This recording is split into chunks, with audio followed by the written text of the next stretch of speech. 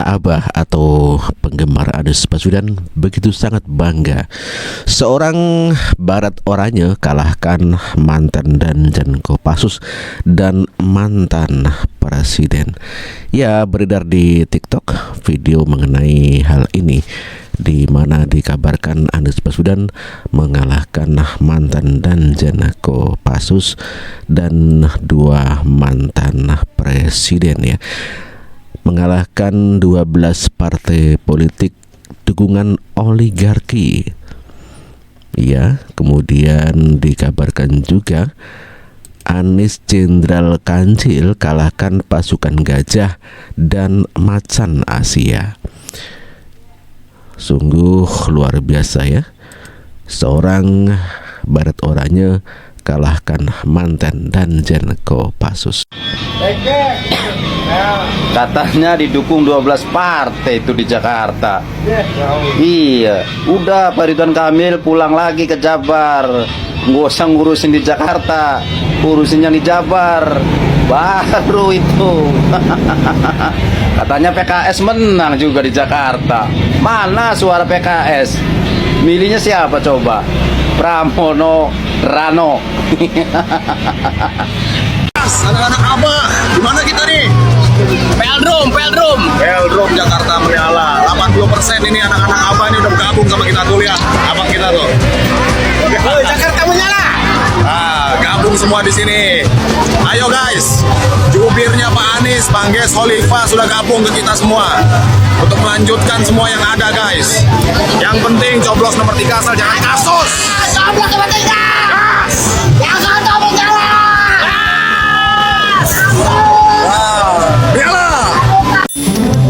Drama baru anak Abah versi PKS. Itulah politik, ya. Siapa nyangka ya anak Abah mesti berseberangan dengan PKS. Tapi kan ini belum pasti, guys. Belum pasti, teman-teman. Kita doakan aja PKS masih eling gitu kan. PKS masih konsisten dengan ucapannya. Karena PKS kan terkenal dengan partai umat kan. Dan mayoritas pendukung PKS itu adalah pendukung Pak Anies Baswedan. Coba apa PKS nggak takut kehilangan pendukungnya? Ya, saya cuma ngingatin aja loh, ya. Sehubungan saya ini kan video-video saya banyak kan ngomong soal PKS. Saya selalu bilang go PKS go. Ternyata kalau sampai PKS mencabut kembali dukungannya, kita lihat aja nanti. Goodbye PKS, ya. Goodbye PKS, goodbye PKS, ya. Kita tunggu aja ya pernyataan resminya. Kita tenang dulu. Assalamualaikum warahmatullahi wabarakatuh. Selamat sore semuanya. Saya akan coba membedah sesuatu di balik narasi-narasi manis Bapak Anies Baswedan. Yang kata anak-anak Abah ini, Pak Anies ini orangnya cerdas, beretika, tidak pernah berkata kasar.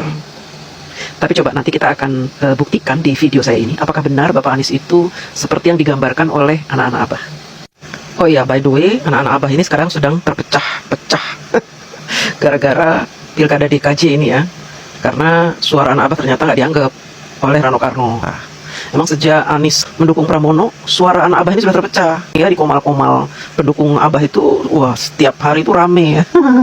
Pendukung-pendukung setia Abah ini panik karena teman-temannya itu sudah banyak yang copot dari mendukung Abah. Bahkan mereka mengultimatum, kalau kamu sudah tidak mendukung Abah, maka jangan lagi sematkan nama anak Abah supaya kami jelas berhadapan dengan siapa, katanya. Baik, kita lanjutkan. Nah, Abah ini setiap bernarasi ataupun dia menjawab pertanyaan-pertanyaan wartawan dan reporter televisi, maka memang Abah selalu menggunakan narasi-narasi dengan kata-kata yang baik, tertata rapih, ya. Tapi memang sih muter-muter gitu, ya, muter-muter bikin kita agak-agak puyeng dikit, ya. Nah, tapi di dalamnya, di dalam narasi-narasi Abah ini terselip kata-kata provokasi, kata-kata untuk pendukung-pendukungnya agar tetap membenci Jokowi.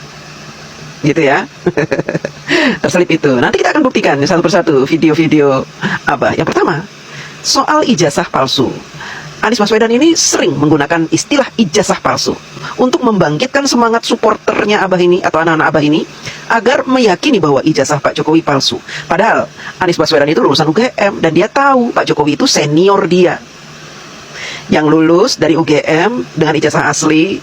Bahkan rektor UGM menjelaskan itu. Tapi Anies Baswedan terus saja menyindir-nyindir dengan menyebut-nyebut ijazah asli, ijazah palsu, ijazah asli. Seperti ini. Memang tuh ngomong-ngomong soal ijazah tuh. Enggak, ada satu orang bupati yang rupanya diduga ijazahnya palsu. Ini bupati. Kalau ada program bansos dikatakan sebagai pribadi dan berterima kasih pada pribadi, itulah yang disebut politisasi bansos. Oke? Kami justru ingin mengatakan, mari kita mencerdaskan, jangan justru menurunkan kecerdasan. Kita tingkatkan kecerdasan. Kenapa? Ya karena ijazah kita asli. Iya. Kemudian Anies Baswedan juga pernah menyindir-nyindir perihal istilah belimbing sayur. Insya Allah, jadi ibu semuanya, saya bersyukur sekali bisa kembali ke Banyuwangi. Tadi saya mampir ke Belimbing, ada sayur bilang, Tak lupa, Abah juga pernah menggunakan istilah asam sulfat dalam kampanyenya. kita yodium. Yang ketiga asam folat. Asam folat itu didapatnya dari tanaman, bukan di bengkel. Nggak ada asam folat itu. Bukan asam sulfat berarti ya. Asam folat. Dan kita semua tahu bagaimana Anies Baswedan memberikan nilai 11 dari 100 atau 1,1, ya.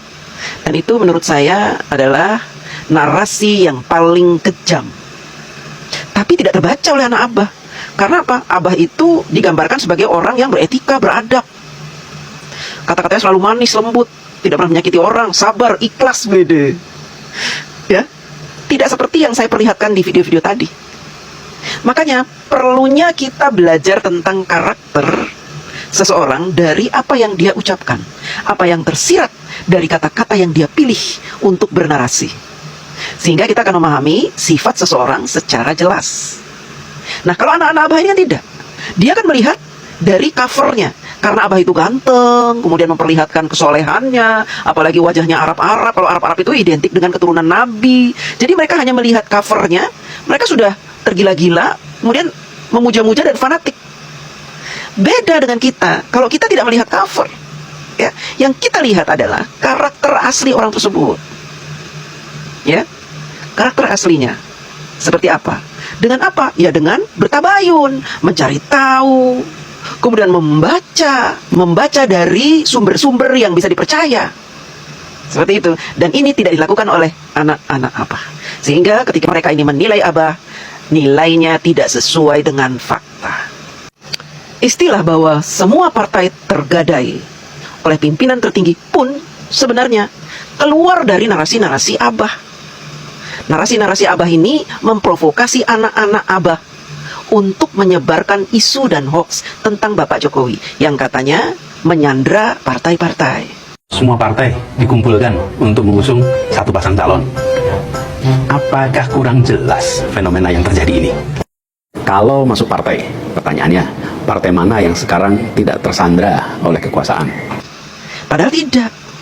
Sebab apa yang diucapkan oleh Anies Baswedan hanya asumsi, bukan kebenaran. Bahkan Abah menggunakan kata-kata, bukti apa lagi?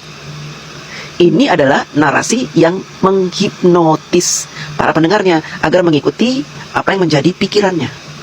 Manisnya narasi-narasi Abah ini sebenarnya isinya hanya kepahitan-kepahitan, ejekan-ejekan, buli-bulian. Tapi yang dibalut oleh manisnya senyuman dan kata-kata yang dipilih untuk menggambarkan itu semua. Dan yang kita bisa cermati, setiap Anies Baswedan diwawancara oleh Najwa Shihab atau reporter-reporter, keesokan harinya akan muncul isu, rumor, dan hoax. Seperti ketika Anies Baswedan ketemu dengan Rosi kemarin. Isunya apa? Oh, Abah tuh menyetujui untuk mendukung Pramono, tidak begini. Nah, isunya mulai seperti itu. Pembenaran. Padahal itu hanya pendapat seorang Anies Baswedan yang tidak bisa 100% dipercaya. Si manis ini memang hobi mengeluarkan kata-kata manis, tapi dengan maksud yang tidak manis. Selamat sore.